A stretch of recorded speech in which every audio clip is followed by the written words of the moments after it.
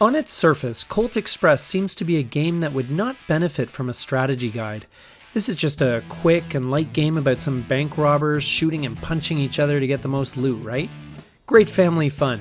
But as I've played this game more and then looked into it further, there's some great strategies to be had. Let's take a look at them here today on Legendary Tactics.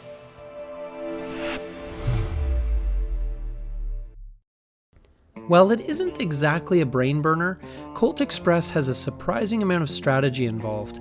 If you're playing this game with friends, having a little strategy under your belt will help you to win this game much more often.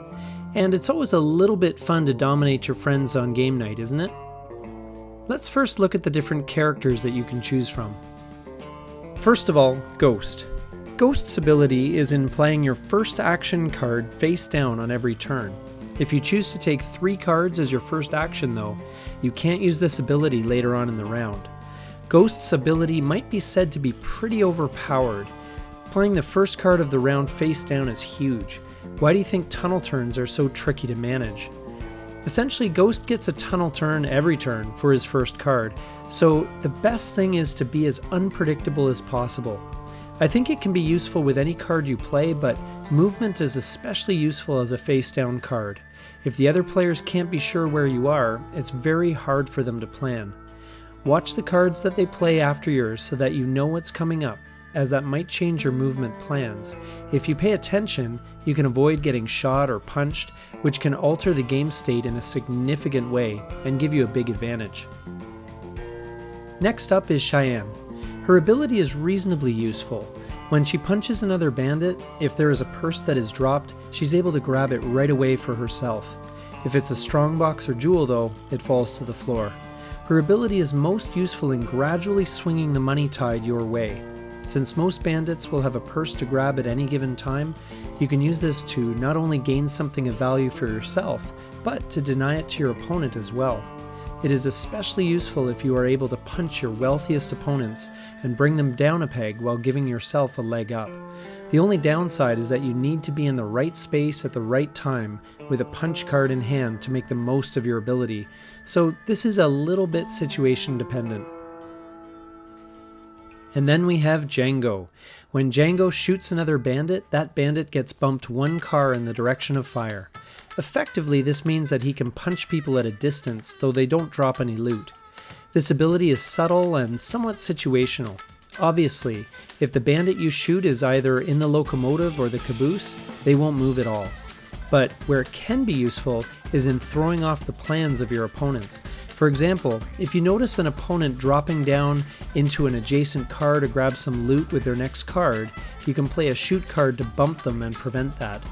Even shooting randomly at opponents on the roof of the train is still disruptive to them, as it will either ruin their move, force them to adjust, or cost movement cards to get back to where they want or need to go. This ability also has the benefit of encouraging you to go after the gunslinger award, as it jives nicely with your style of play. Belle is next. She cannot be the target of a punch or fire action if there's another bandit who can be targeted as well. There are those who say that Belle is the most overpowered of the bunch, and I would tend to agree, especially at higher player counts. She needs to stick close to the largest group of bandits possible. This can mean that it's pretty much impossible for you to be shot or punched, so you can pick up loot with immunity. Just be careful when you find yourself on your own in a space, as your opponents will undoubtedly take the opportunity to shoot you while they can. And if you find yourself alone with a single bandit, beware of the punch that is surely coming your way. I find that Belle takes some creative and bold play, but is always among the favorites to win if played well. Tuko is the next one. He is able to shoot a bandit who is in the same car, or even one that is on a different level. So in other words, he can shoot through the roof of the train car. Of all the abilities, I think this is probably the weakest. The only advantage that it really provides, beyond the fact that he will be handing out bullet cards left, right, and center, is that Tuko is going to have a lot of targets that make him a prime candidate for the Gunslinger Award. Finally, there is Doc. At the beginning of a round, Doc draws 7 cards instead of 6. Doc's ability is straightforward and easy to underestimate. Having an extra card means lots of flexibility in play, and it minimizes bullet cards to some extent. Doc should always have a reasonable choice of options to choose from. This ability is great for a first-time player as there's no subtlety to it, but an easily understandable benefit. So now that we know more about how to play the characters, what about general winning strategies? The first thing that players need to keep in mind is the big prize. There are a couple of ways to get $1,000 in one shot in this game. The first is the Gunslinger Award, which is awarded to the player who shot the most bullets over the course of the game. The second is the Strongbox, which is present in the locomotive, and the Marshal will drop an additional one where he stands sometimes as well. While it isn't a guarantee and it's not necessary to win, getting $1,000 goes a long way towards helping you win a game of Colt Express. Getting the Gunslinger Award is pretty straightforward, but you have to start shooting early if you want to get ahead, and you will likely want to shoot each round. The good news is that every successful shot makes your opponent's hands weaker over time, as more bullet cards get added to their deck. Grabbing the Strongbox in the locomotive generally means getting there first. The problem is that holding it makes you a big target for a punch in the face. You have to get to it first, but at the same time you don't want to get there too early, as you don't want to give the other bandits too much time to catch up to you. But if you have the opportunity, go and grab it. The other players might not only be distracted, but they may not have the cards they need to take it away from you. And you may want to make these prizes exclusive.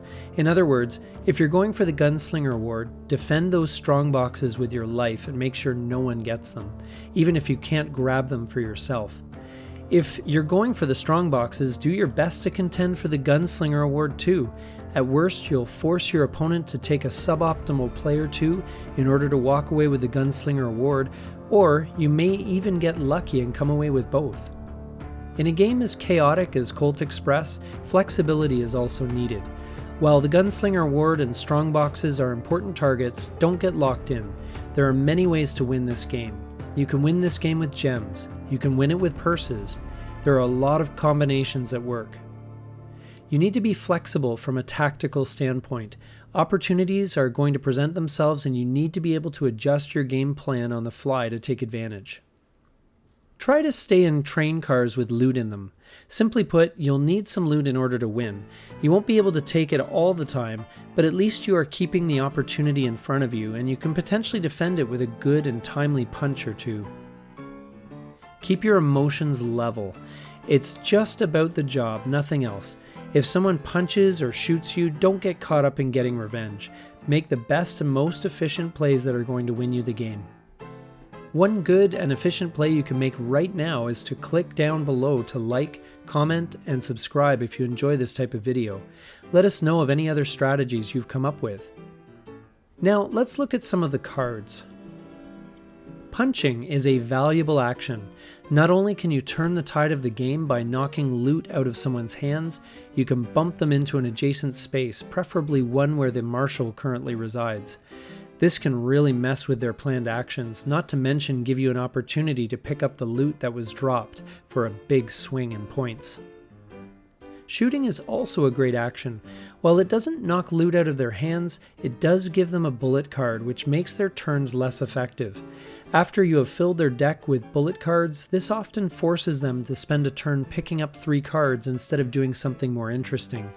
For that reason, the shots you fire in round 1 are much more effective than shots fired later in the game. In fact, in round 5, bullet cards will have no effect at all, other than the fact, of course, that it moves you closer to the Gunslinger Award, which is an award worth winning. It goes without saying that you should aim to take as few bullet cards as possible throughout the course of the game. Keep an eye on the cards that are being played and make sure you are out of range when the bullets fly. The Marshal Action is also great, though it requires some planning and sometimes a bit of luck. It is especially effective when there are multiple bandits in a car when the Marshal kicks down the door. Not only does it hand a bandit a bullet card, it puts them on the roof, which can throw off their planning for the round. Don't forget that you don't have to commit the Marshal to moving in a certain direction, so I find it especially useful to play this card on a tunnel turn when it can be used to surprise and thwart enemy plans. Pay attention to the round order. Double actions, tunnel actions, and reverses are what make the game varied and interesting, and you need to plan accordingly. Your opponents will be looking to take advantage of you with these, so you may as well utilize them to the best of your ability. Don't waste one of these turns with a pass to grab 3 cards, for example. That is what a daylight round is for. I like to use the tunnel turns to mask my movement, especially if I have the most loot and I am a big target. Make them guess as to whether you're moving car to car or up onto the roof. And double moves set up nice combos like a punch card followed by a loot card to punch another bandit and steal their treasure. Reverses are a bit mind-bending, especially if it is a busy round with lots of activity, but pay attention so you can get an idea of how the turn will play out so you can adjust your plans. The last move of the round is especially important as it sets up your first action of the next round. Put yourself in a position to benefit from the fresh hand of cards that is coming your way and leave yourself options. If it's the last round of the game, it's a perfect time to loot, to punch an opponent to knock the strongbox out of their hand, or to get off that one last shot that gives you the Gunslinger award. And don't forget to pay attention to the round bonus, which can essentially mean an extra turn for you if you make room for it in your plans. Obviously, try to make sure you don't take any penalties from it if you can easily avoid it, and pay attention to the effects. You don't want to move towards the locomotive only to have the end of the round event push you back to the caboose.